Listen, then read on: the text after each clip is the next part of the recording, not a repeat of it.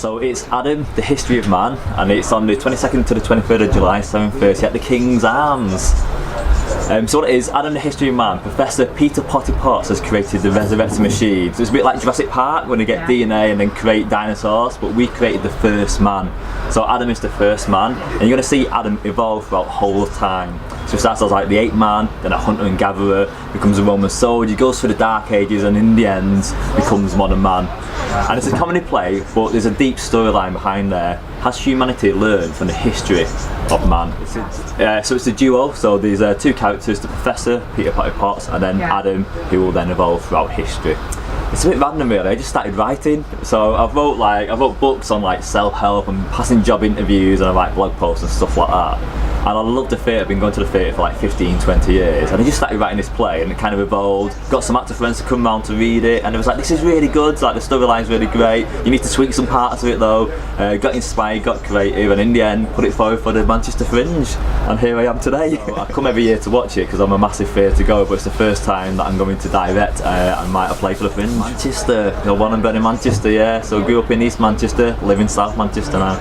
Well, the Professor's just presenting to an audience of scientists, so that could be based anywhere really, but it's really about how man's evolved from becoming the hunter and gatherer in Africa, taking over the continent, and how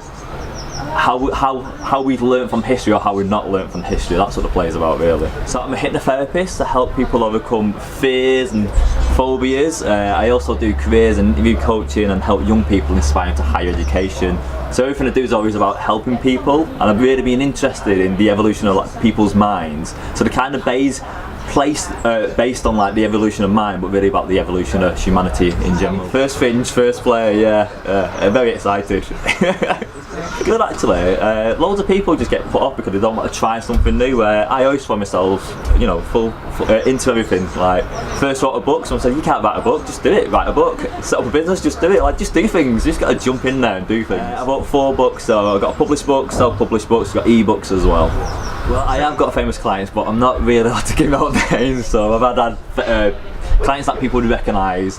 The thing is, it doesn't matter where you come from, everyone's scared of something or got fears about, you know, either heights or performing on stage or whatever it is, and the way to help people overcome them are the same. So you get famous people, no famous people, low skilled people, high skilled people, everyone wants support to evolve themselves. So I'm not an actor.